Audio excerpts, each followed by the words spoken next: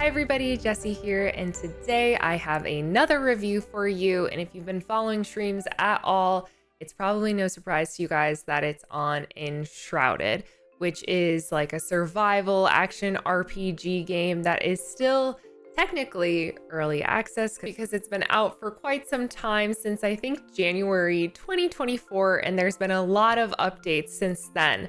They have announced, though, there is an official release date in autumn 2026. I just want to be super clear, I did not play this game before those updates came out, so I'm coming from the perspective of somebody who only has around 50 hours or so I'm a relatively new player. I wanted to give you all a look and hear my thoughts before I get too nitty-gritty about this game, and so that if you are a potential new player, you can kind of hear it from somebody who is rather new to the game as well. I'll rate the game on these three categories to kind of answer the question, is this game worth it for you? I'll be going over art and design, which includes UI, UX, 2, gameplay, skill set, all that jazz, all the things you need to level up in the game, and 3, story, because it is an RPG, but also probably looking at it more from a conceptual take because it is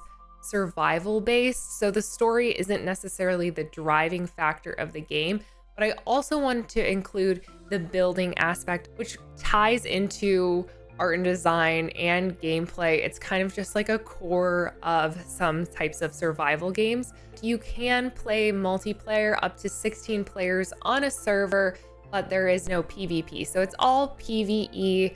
Without further ado, let's get into it and start with art and design. My favorite things to talk about, because I come from an art and design background, and this game is absolutely stunning from a world perspective. The environment is really well detailed. There are different biomes throughout the map that have all different types of terrain, plants, animals, etc., which goes into the different areas. I probably won't show you any of the map because I don't want to spoil anything for you. And with a game that is a survival, like explorer type game, because the map is the same for all players across the board, it'll show you where things are. So I want to keep that a surprise if you do decide to pick up this game.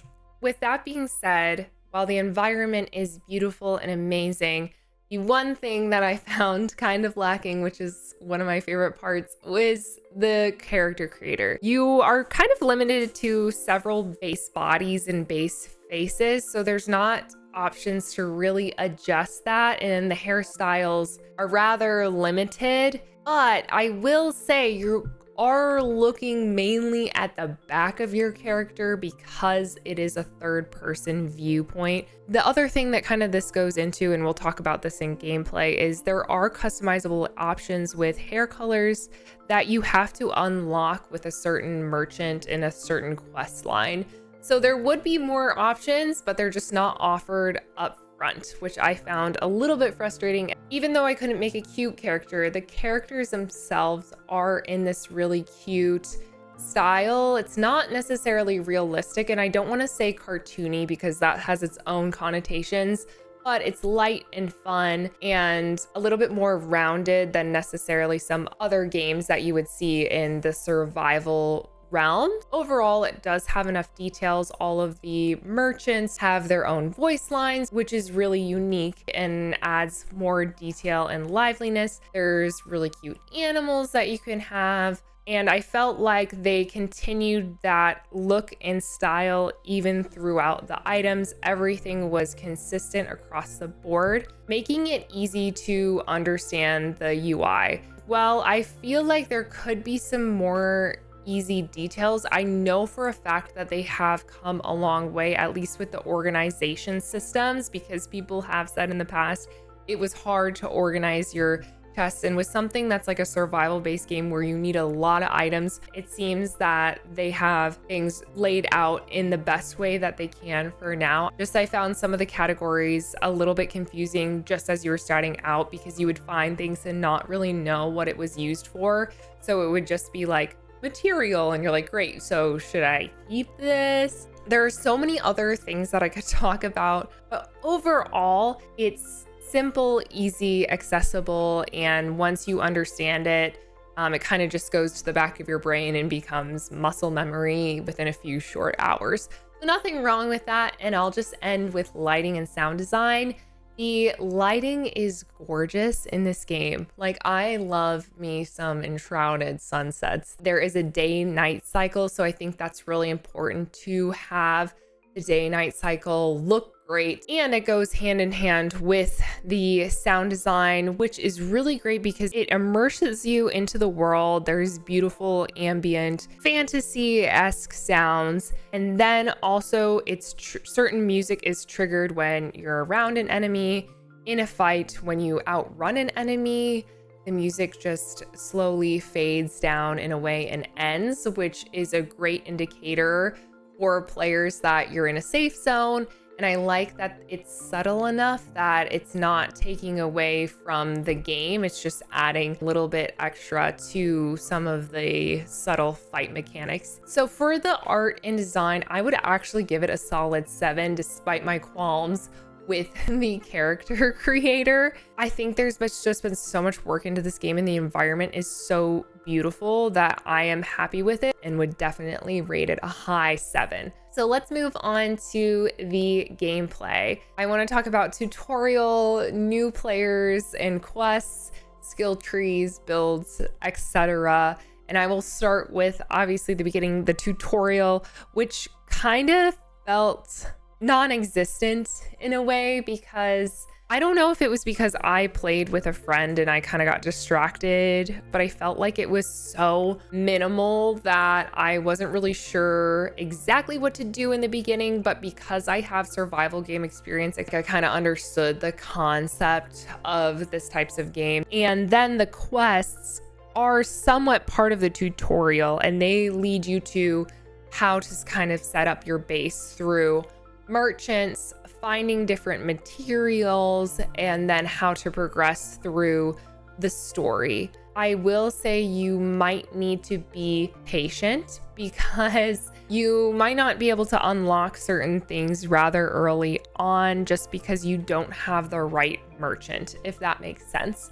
You have to go find them in the world, which is great because it does lead you to explore. But if you're like me and get distracted easily, you might find yourself in a little bit of sticky situations.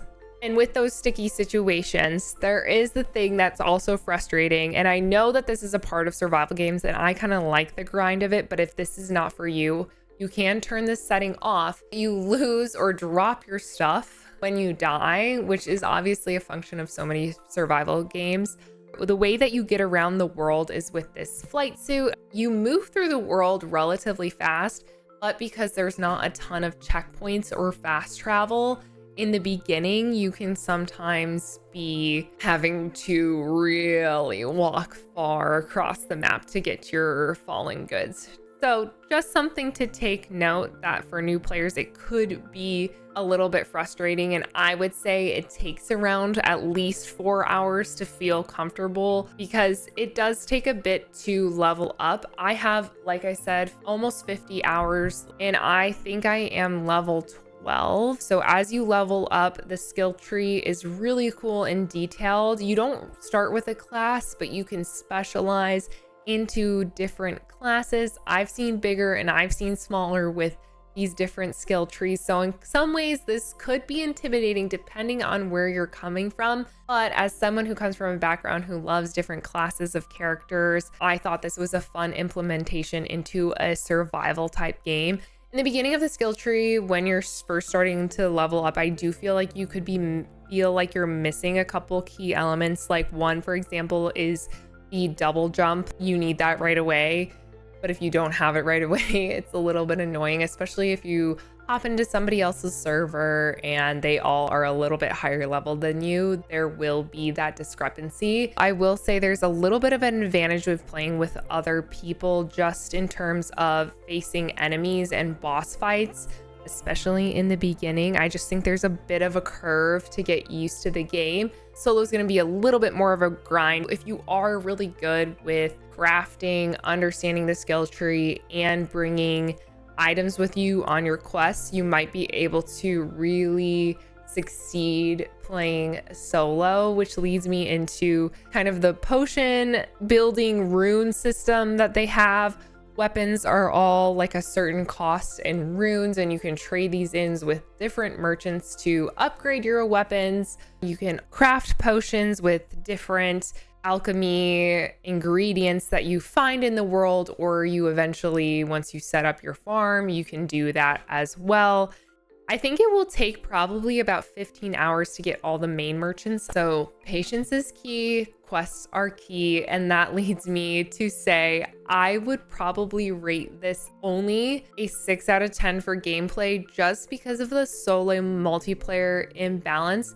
Please take this 6 out of 10 though with a grain of salt, because there are different settings you can play, difficulty settings that you can play on. So maybe one is better for a solo player. I am playing kind of on the vanilla, like suggested mode. So I just wanted to keep that in mind. And I don't mind a little bit of the grind. Why did all of that rhyme? Anyways, let's get into story and building. They're kind of related, but kind of not.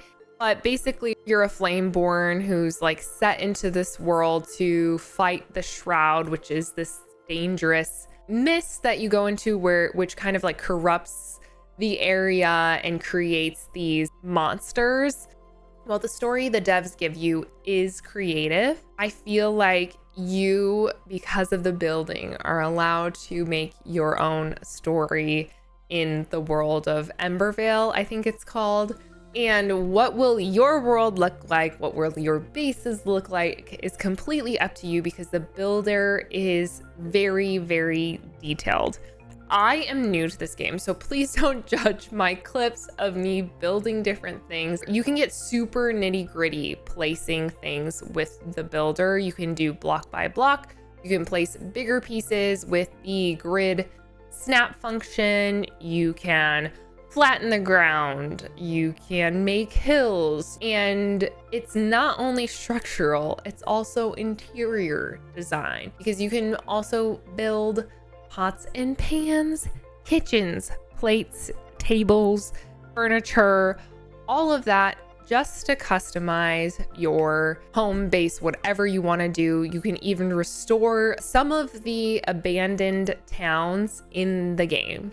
The only thing that I have an issue with is it takes time to grind to build in that way. Luckily, the community is amazing. I was told by several people that there are servers that you can just hop into, grab materials, and bring them home to use to build with. Yes, you can move your character between servers. The other issue that I have, if you like building, you're not going to have all the building blocks, the textures, the colors unlocked until you explore every biome on the map. But if you're looking to kind of get in there and build right away, this might not be the game for you unless you play on a certain setting, or unless you go and get your materials like ahead of time.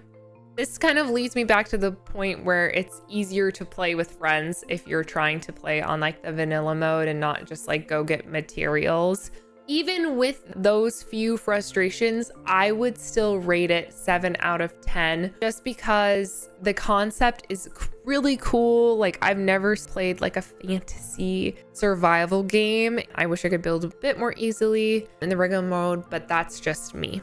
Hopefully going over all those categories gave you an idea of if you would want to play this game or not. Currently, the game is $29.99 on Steam. I easily clocked 30 hours in my first week, so that's $1 an hour, and now I'm at 44, so we're less than $1 an hour. I've met people who have played this game for over 1,000 hours, so I think you can do the math there. I just think it takes a certain type of survival player to play these types of games. One thing I would like to note is the Enshrouded community of players has been so welcoming as I've been streaming this game live. I've loved meeting every single one of you guys who have popped into the chat or given me advice. I think the community is very, very open and helpful. So if you're looking for a more positive survival game community, this might be for you. So the breakdown for the scoring, I would give art and design a 7 out of 10, gameplay 6 out of 10, just because I feel like There's a solo multiplayer imbalance, and then the story and building, another 7 out of 10. I know I'll be playing this game for more times and probably will check in with you guys once I have another few hundred hours if we get there. Thank you so much for watching this review. If you've liked this content, please leave a like and subscribe. Or if you've recently played Enshrouded, please feel free to leave a comment. I'd love to hear what builds you guys are making and what you all are up to in the game. Otherwise, I hope you have an amazing morning, evening, day, wherever you are in the world, and I will see you guys next time. Bye.